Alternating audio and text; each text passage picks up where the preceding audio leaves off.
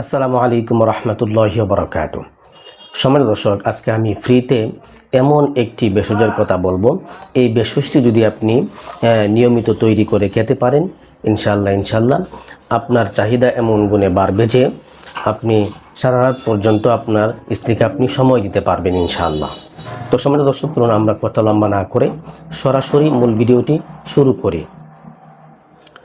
সম্মানিত দর্শক, আজকে আমি ঘরোয়া ফর্মুলায় যে ভেষজটির কথা বলবো, এই ভেষজটি হচ্ছে পেঁয়াজ নিয়ে আমি আগেও একটি ভিডিও তৈরি করেছি, তবে আজকের ফর্মুলাটি একদমই ভিন্ন ফর্মুলা। তো সম্মানিত দর্শক, আজকের ফর্মুলাটি কি? আজকের ফর্মুলা হচ্ছে আপনি একটি পেঁয়াজ নেবেন।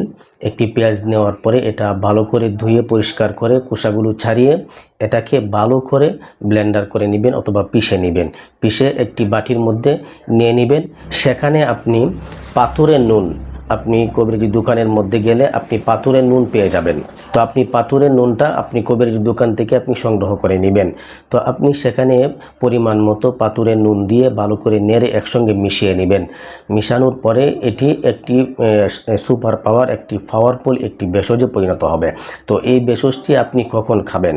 এভাবে তৈরি করে আপনি রাত্রিবেলা শোয়ার আগে ভরা পেটে খাবেন।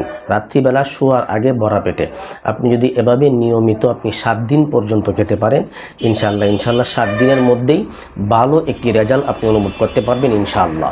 সম্মানিত দর্শক, পেঁয়াজ আমরা হামেশাই আমরা খেয়ে থাকি। তো পেঁয়াজ আমরা বিভিন্ন সময় বিভিন্ন উপায়ে খেয়ে থাকি। তো আজকে আমি যে ফর্মুলাটি বললাম, এই ফর্মুলায় আপনি এই পেঁয়াজটা খান, আপনি ভালো একটি রেজাল্ট পাবেন ইনশাআল্লাহ।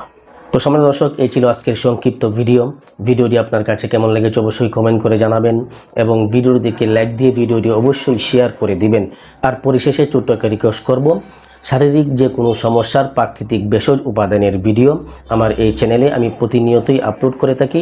আপনি চাইলে আমার এই চ্যানেলটিকে সাবস্ক্রাইব করে রাখতে পারেন। আর শারীরিক যে কোনো সমস্যার আপলোডকৃত ভিডিওগুলো সবার আগে দেখতে বেল আইকন অবশ্যই অল করে রাখবেন। সকলেই ভালো থাকবেন, সুস্থ থাকবেন। আসসালামু আলাইকুম ওয়া রাহমাতুল্লাহি ওয়া বারাকাতুহু।